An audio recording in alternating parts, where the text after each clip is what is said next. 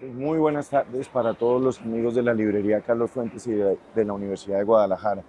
Hoy pues estamos en compañía de Leonardo López Luján, vamos a conversar, pues uno de los antropólogos, arqueólogos más importantes que tiene este país, junto con el doctor Eduardo Matos Moctezuma, quienes nos presentan en esta edición de la Feria Internacional del Libro de Guadalajara, este libro que es Arqueología Mexicana, Orígenes y Proyecciones. Leonardo, muy buenas tardes, ¿cómo Pues un estás? placer estar aquí en la librería Carlos Fuentes de la Universidad de Guadalajara, a tus órdenes. No, pues primero, eso, agradecerte este trabajo y agradecer como siempre el exquisito trabajo editorial del equipo de publicaciones del Colegio Nacional. Cuando tengan la posibilidad de acercarse a este maravilloso libro van a encontrar todo el cariño y dedicación de un equipo de profesionales que hacen que el libro sea una verdadera joya, desde su rica ilustración, su cuidado editorial, su cuidado de notas, pero también lo importante es esa mirada que nos ofrecen el doctor Eduardo Matos Moctezuma y Leonardo López Luján alrededor de la arqueología en México. Y podemos tocar algunos temas, por ejemplo, en qué momento y cómo podemos explicar esa fascinación que hay sobre ese objeto que se descubre y que nos permite empezar, o sea, el pasado, cómo nos permite imaginar y vivir el pasado. Sí, Leonardo. eso es muy interesante. Primero, agradecer al Colegio Nacional y a su equipo de editorial encabezado por Alejandro Cruz Atienza, que hicieron este objeto, este artilugio que realmente es un gozo. Y bueno, el trabajo versa acerca de los orígenes de la arqueología en México. Tenemos que recordar que desde época prehispánica, por ejemplo, los mexicas visitaban las ciudades ya arqueológicas abandonadas como Teotihuacán, Xochicalco, Tula, y ellos mismos hacían excavaciones para recuperar antigüedades que ya entonces tenían 1000 o más años, ¿no? Habían sido elaboradas mucho tiempo atrás.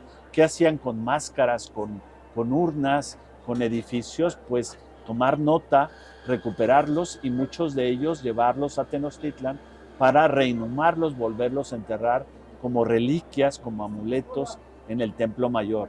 Y en el caso de los edificios, para imitar los estilos, hacer un estilo neo-teotihuacano, neo-xochicalca, neo-tolteca y recrear en estos, hoy diríamos, revivals, ¿no? Recrear la antigüedad en el recinto sagrado.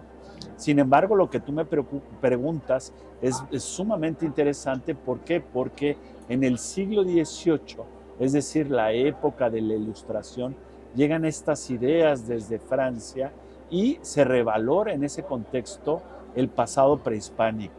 Antes, por ejemplo, el siglo XVI, cuando aparecías, ¿no? en la superficie algún monumento de la antigüedad prehispánica, generalmente era destruido. ¿Qué quiere decir? Pues se le consideraba una piedra del demonio y pues era víctima de la iconoclasia. Para el siglo XVIII las cosas cambian.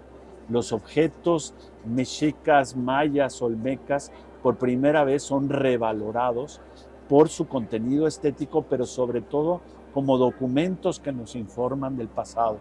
Entonces, en 1790, por ejemplo, cuando aparece en el Zócalo de la Ciudad de México la Piedra del Sol o la Coatlicue, pues ya no fueron víctimas de ese furor iconoclasta, sino que se valoraron, ¿no? La Piedra del Sol fue empotrada en la torre nueva de la catedral, ¿no? En la torre oeste, donde permaneció a la vista de los transeúntes por más de 100 años, y la Coatlicue fue llevada al patio de la Universidad Real y Pontificia, donde también estuvo mucho tiempo expuesta, porque ahí sería después, a partir de 1825, el Museo Nacional. De manera que se cambia el paradigma y estos objetos prehispánicos pues cobran un valor muy importante. Ahí es increíble, digamos, la aproximación que se hace a través también de las personas. Hay un universo de ideas, una manera de pensar, pero personajes como Carlos Sigüenza y Góngora o Lorenzo Boturini empiezan a darle, digamos, forma a este tipo de ideas con ese coleccionismo, con ese, y con la preservación de ese tipo de piezas. ¿Podrías contarnos un poco esa aterrizada de las ideas de la... Exactamente, ¿no? Estamos hablando del siglo XVII y de inicios del XVIII, cuando este nuevo hispano y este milanés entran de alguna manera en interacción, no se conocen, pero uno sabe de la obra del otro, y en el caso de Carlos Sigüenza y Góngora, llega a Teotihuacán, que estaba deshabitada, llega, al parecer es la pirámide del Sol, no sabemos si es el Sol o la Luna, pero casi todo parece indicar que es a la del Sol, y practica las primeras excavaciones para saber si la pirámide era hueca, como muchos suponían. Y se da cuenta, él dice, que encuentra resistencia, ¿no? Es decir, se da cuenta que es una mole sólida y que en su interior por lo pronto no hay grandes tumbas aparentes, ¿no?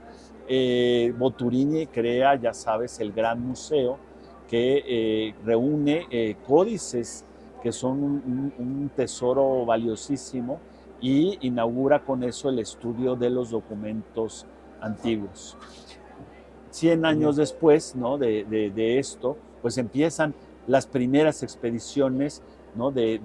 No solo de novohispanos, sino de gente que viene de fuera. Recordamos al capitán Dumpé, que viene de Luxemburgo, Alexander von Humboldt, que viene de Prusia, y es gente que recorre el territorio novohispano y sobre todo registra las antigüedades, sitios como Palenque, como el Tajín, como el mismo Teotihuacán o la ciudad de Mitla. Aquí otra de las cosas interesantísimas es que este recorrido por la historia de la arqueología mexicana nos da cuenta de una globalidad que a veces pensamos que no existe, justo lo estás mencionando, pero también es, pues llega un italiano, estamos hablando de una dinámica pues, que es sorprendente, porque las ideas viajaban muy, muy rápido. Así pensábamos que se demorara mucho tiempo en los barcos. Hay un espíritu muy particular que además empieza a dibujar la idea de México, ¿no? Una idea de un México híbrido que se está leyendo y se está descubriendo y reconstruyendo permanentemente. Sí, es un mundo globalizado, hay que recordar que era el Imperio Español, ¿no? Que no había lugar del globo terráqueo, ¿no? Donde no se manifestara la presencia, ¿no? Directa o indirecta de los españoles, y en el caso de Nueva España la arqueología estuvo muy influida por lo que sucedía, por ejemplo, en el Reino de las Dos Sicilias, que era parte del Imperio Español, ¿no? Las excavaciones en el sur de Italia, en sitios como Herculano, Pompeya, Estavia, que comenzaron en 1738.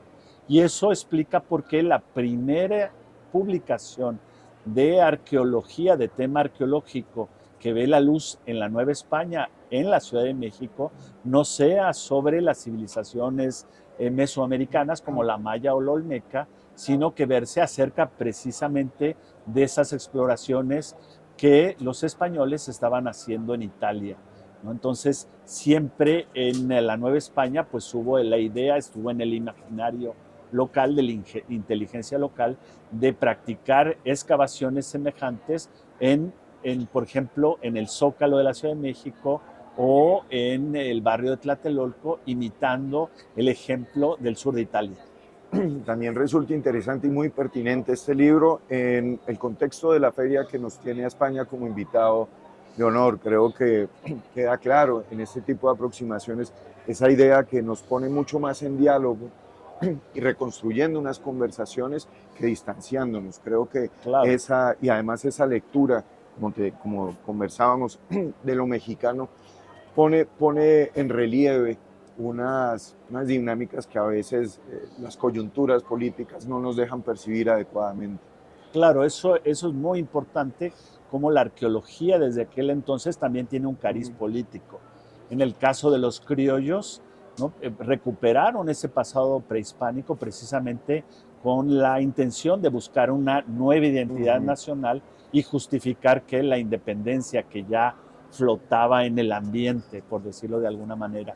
Y en cambio los españoles que venían de la península revaloraron también ese pasado prehispánico para demostrarle a sus enemigos, los franceses y los ingleses, que había tenido un gran valor la empresa cortesiana de la conquista, porque Cortés no se habría enfrentado a salvajes, sino a grandes civilizaciones, y eso pues hablaba del mérito del Imperio Español haber sometido a estas grandes culturas americanas. Entonces, la arqueología también en ese nivel político juega un papel fundamental. Es también esa idea del futuro, ¿no? Cuando se habla de las proyecciones, ¿qué podemos entender y qué le viene a una ciencia como esta hablando de México? ¿Se agotó nuestro pasado o cómo podemos volver e interpretarlo científicamente? Bueno, lo que aprendemos de aquel entonces es que no es una práctica propia de individuos, sino que hay una práctica colectiva, lo que en historia de la ciencia se llama redes de conocimiento. ¿Por qué? Porque en la Ciudad de México existen no grandes sabios aislados, sino existen sabios aficionados, viajeros, burócratas, religiosos, y todos tienen en común estar interesados por el México antiguo. Y lo más importante es que están en interacción. ¿Dónde interactúan? Pues en reuniones privadas, interactúan en la Real Academia de las Tres Nobles Artes de San Carlos o en el Tribunal de Minas, y ahí intercambian ideas, pero también objetos, son coleccionistas, intercambian esculturas, las dibujan, discuten sobre su significado, de manera que podemos pensar que hay toda esta inteligencia que está interesada por estas grandes civilizaciones. Es muy interesante. Y así es como surge la ciencia que realizamos en la actualidad.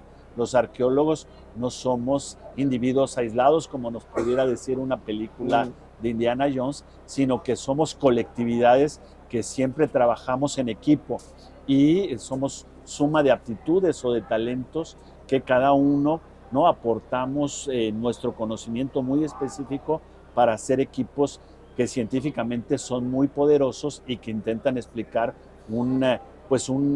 algo que es sumamente complejo.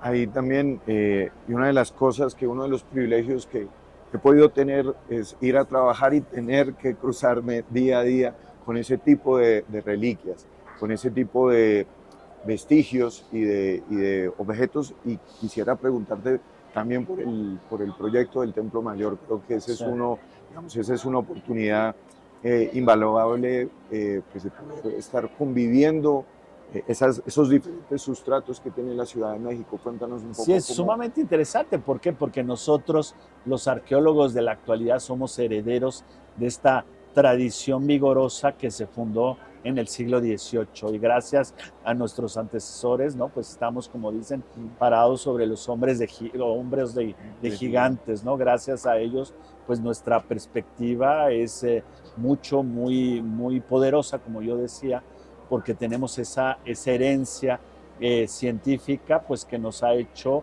evolucionar mucho en cuanto a los conocimientos. Hoy día seguimos excavando en el Templo Mayor. El proyecto lo fundó mi maestro Eduardo Matos Moctezuma hace ya 46 años, y no hay día que no hagamos un descubrimiento que no aflore a la superficie un testimonio de la Ciudad de México, capital de la Nueva España, o la Ciudad de México, capital de ese gran imperio que fue la Triple Alianza.